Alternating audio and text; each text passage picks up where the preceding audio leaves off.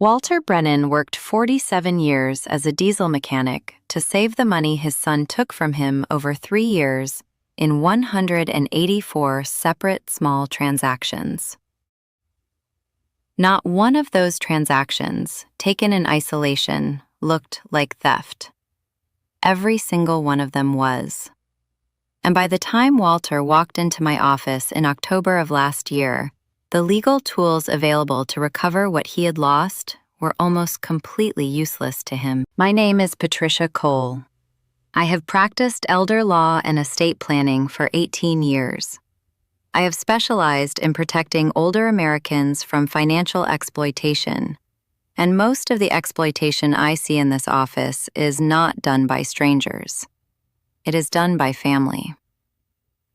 I chose this work after my aunt, who I loved very much, and who taught me to bake bread when I was 9 years old, lost the bulk of her retirement savings to a predatory financial advisor that her own son had introduced her to. He was not the one who took the money, but he was the one who walked it through her front door. My aunt was 67 when it started. By the time she came to me, she was 70, and she had lost nearly $400,000 across 3 accounts that the advisor had quietly consolidated into a single, managed product. The money was not theft in the sense the criminal law uses that word.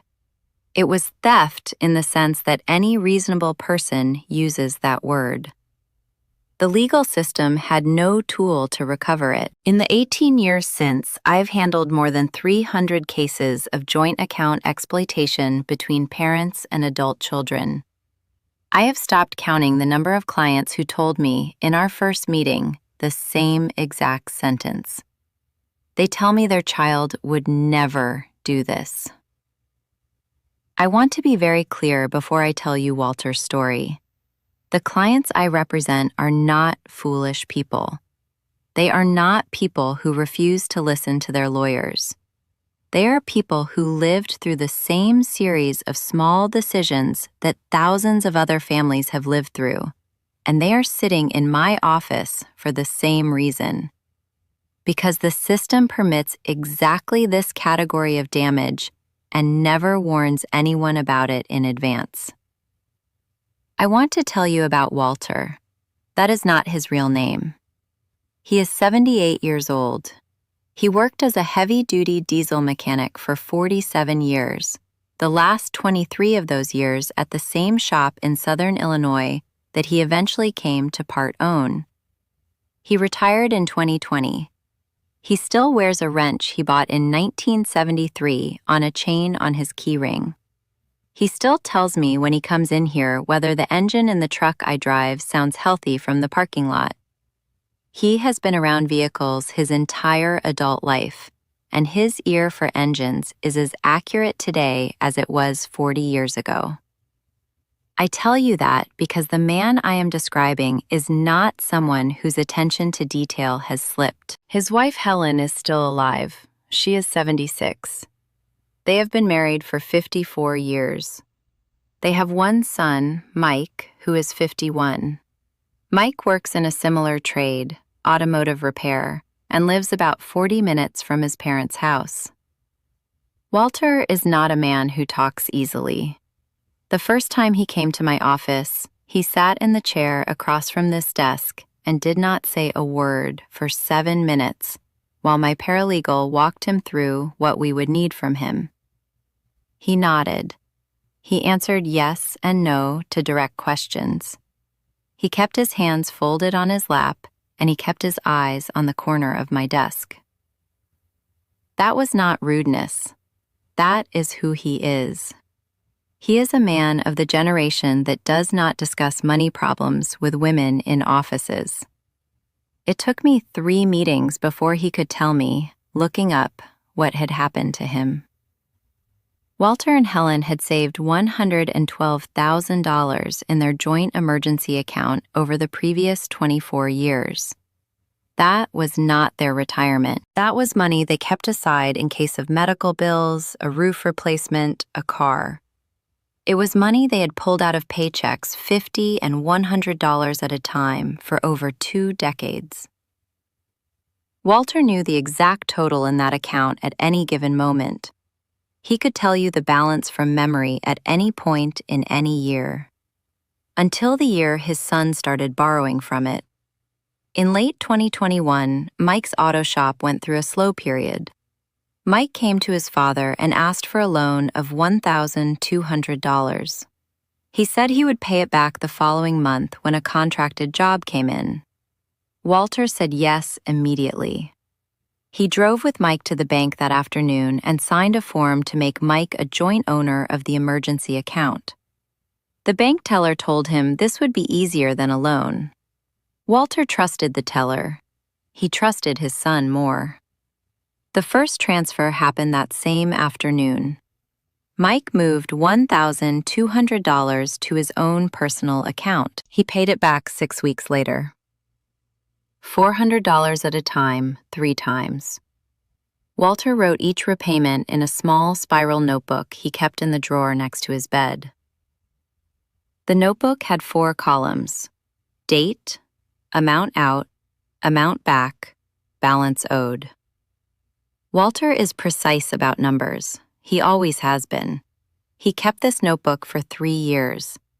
He brought it to my office in his front shirt pocket. I have it in my files now. The notebook does not match the bank record.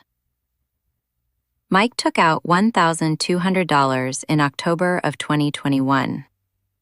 Mike took out $3,000 in February of 2022. Mike took out $1,500 in May. Mike took out $2,500 in August. Walter recorded each of those, and most of those amounts were repaid in pieces over the following weeks and months. But starting in early 2022, Mike was also taking out money that he never told his father about. $300 here, $600 there, $250, $400, sometimes the same week. Always small amounts. Never enough to make Walter look at the account balance and notice anything wrong. Always just under the level that would make a careful man check. By the end of 3 years, Mike had told Walter about $34,000 in transactions. The bank record showed $112,000 in transactions. The difference between those two numbers is the entire reason Walter ended up sitting in my office.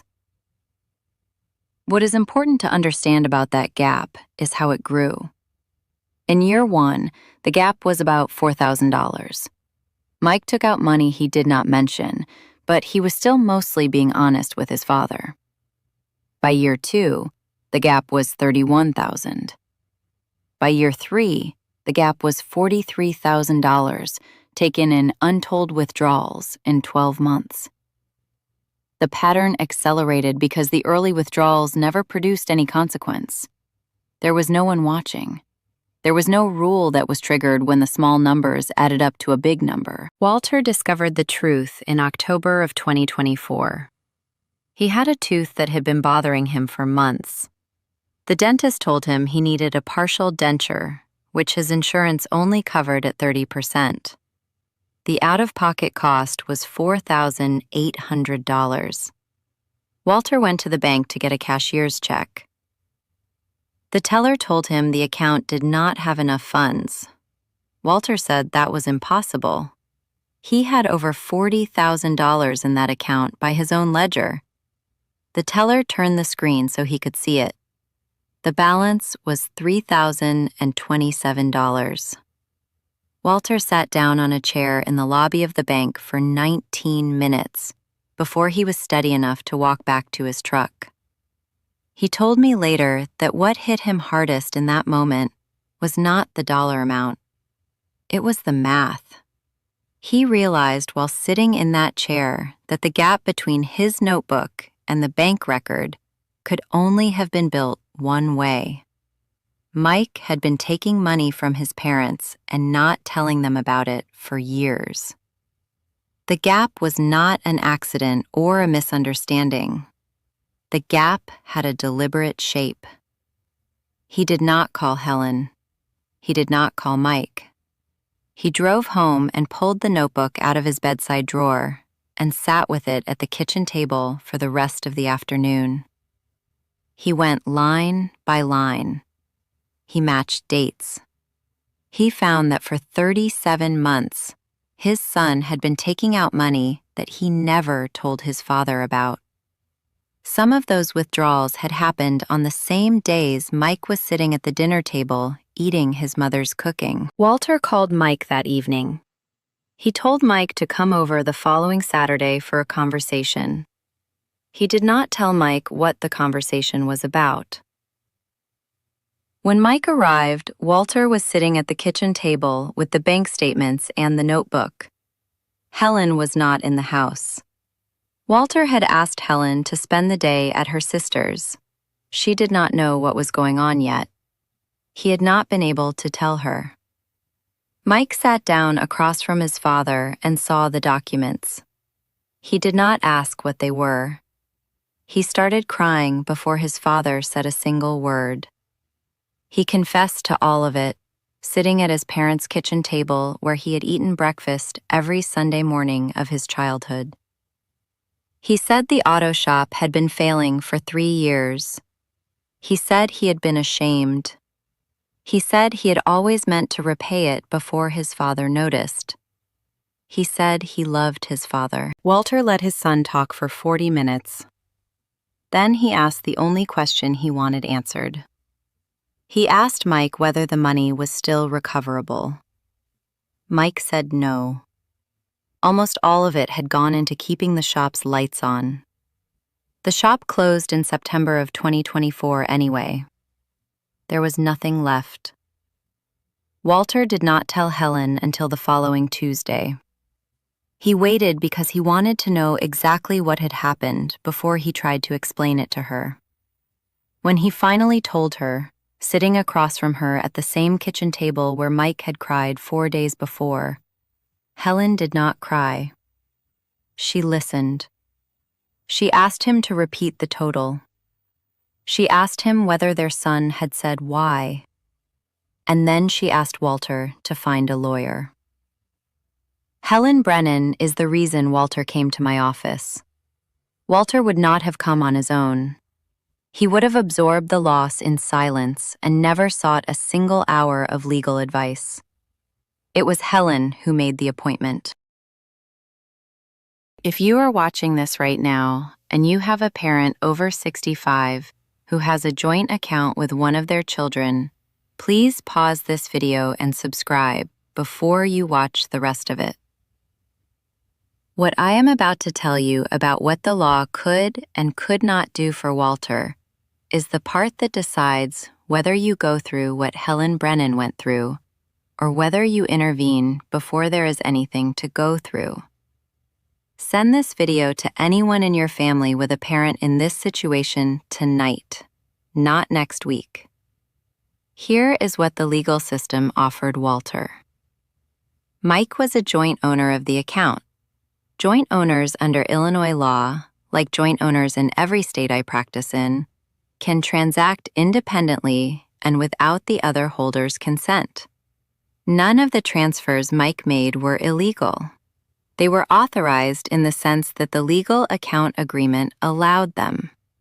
Walter signed that agreement at the bank teller's window in October of 2021. Walter could file a civil suit against Mike for breach of fiduciary duty and for misrepresentation, on the theory that Mike had falsely represented his withdrawals as loans he intended to repay.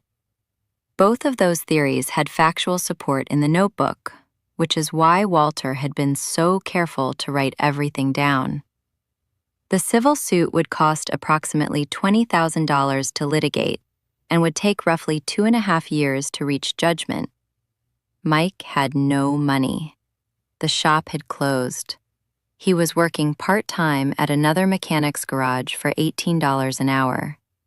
He had filed for bankruptcy in November, the month after his father confronted him.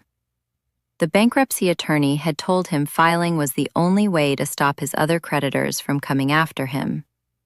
He listed his parents as creditors on the schedule.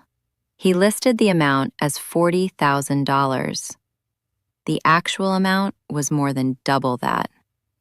By the time he filed, he had not done the same kind of math his father had done at the kitchen table. The bankruptcy filing wiped out unsecured judgments. Even if Walter won the civil suit, the judgment would be effectively uncollectible from a man with no assets and no income above subsistence. I told Walter what I tell every client in his situation. He could spend $20,000 to obtain a piece of paper that confirmed his son owed him $112,000. He could not spend that paper. He could not deposit that paper. He could frame it. That is the only thing the paper would be useful for. He chose not to spend the $20,000.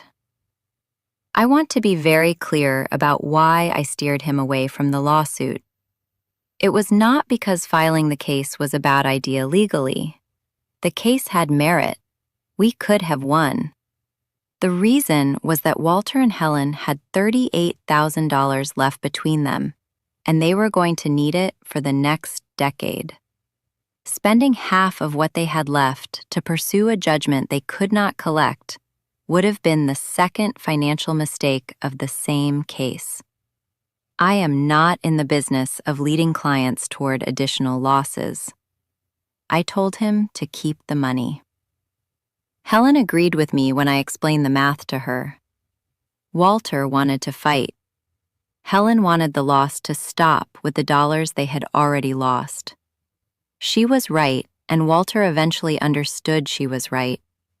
The lawsuit would have been an act of grief, not an act of recovery. I want to give you 4 rules. They are the 4 rules I now repeat in every initial consultation I have at this firm with a client over the age of 60. Walter's notebook is in my files because I show it to new clients during this part of the conversation. The notebook is not evidence of carelessness. It is evidence of how much trust a careful man can place in his own son and still be wrong about the outcome. Rule 1. The account where your retirement income lands has one name on it: yours. No exceptions. Not your spouse, not your child, not your sibling, not your closest friend in this world. If someone needs to help you pay your bills or move money on your behalf, they receive limited authorization, never joint ownership. A joint owner of your account is not a helper. A joint owner is a co-claimant on every dollar that ever lands there. Rule 2. Every authorization you give has a written limit on its face. If you allow another person to transact on your behalf, the authorization is in writing. It includes a per-transaction cap. It includes a per-month cap. It includes a list of permissible categories. It expires after a defined period and has to be renewed. Helping pay the bills is not a limit. Helping with bills is the language Walter used when he was standing at the bank counter. The bank gave him a joint owner because he asked for help, and the bank had no other product to offer him. The teller was not lying to Walter. She was working with the only tool the bank's product list contained. That is part of what makes this category of damage so consistent. The bank teller is not a financial counselor. The bank does not pay her to walk a customer through the legal consequences of joint tenancy. She processes forms. Rule 3. Your account statement is reviewed by a third party on a monthly schedule. Not by you. Not by the person who has authorization to move money. By a third party.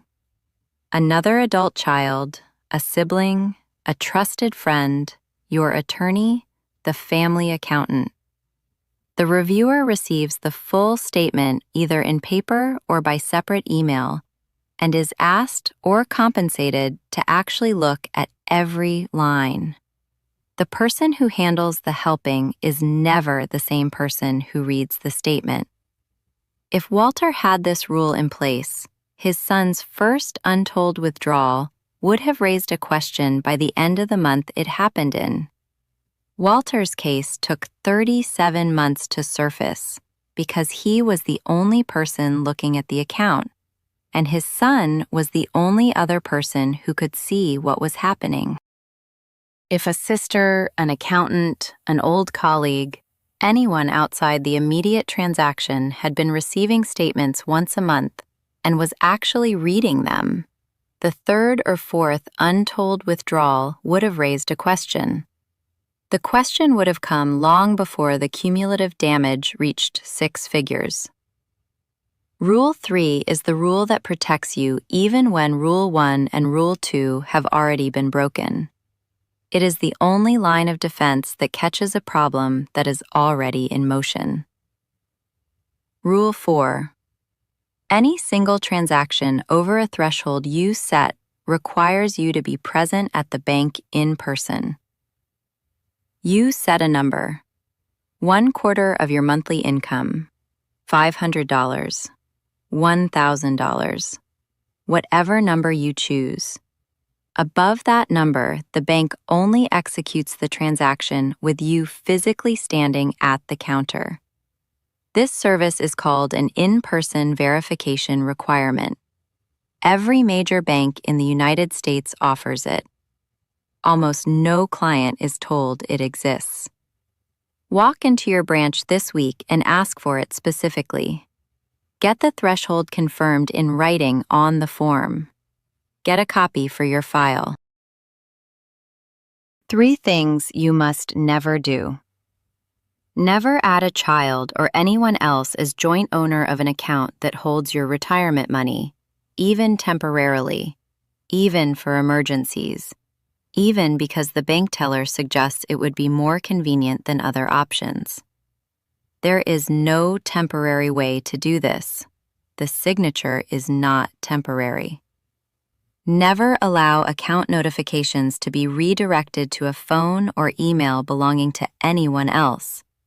The notification is the warning system, and the warning system has to point at you. Never give anyone access to your account without a written limit on what they are authorized to do. Joint ownership has no limit. That is exactly the reason it is the wrong instrument for the situation. I want to close by telling you why I keep handling these cases. Walter is not an exception. He is the rule. The cases I handle every month follow the same pattern with different names. A father and a son, a mother and a daughter, a grandmother and a grandchild. The pattern is identical every time. A joint account opened in good faith. A child whose own life eventually has a moment of pressure. A mechanism by which a small initial transaction normalizes the next one. And the absence of any third party who is reviewing what is happening before it accumulates into something that cannot be undone. The intervention that works happens before the joint account is opened. Once the signature is given, the bank cannot help. Once the money has moved, the law cannot recover it in most cases.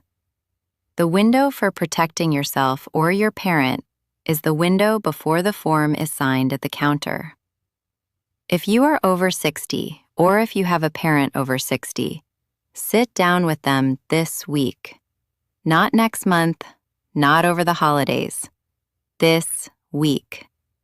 Send them this video before the conversation if you do not know how to start it.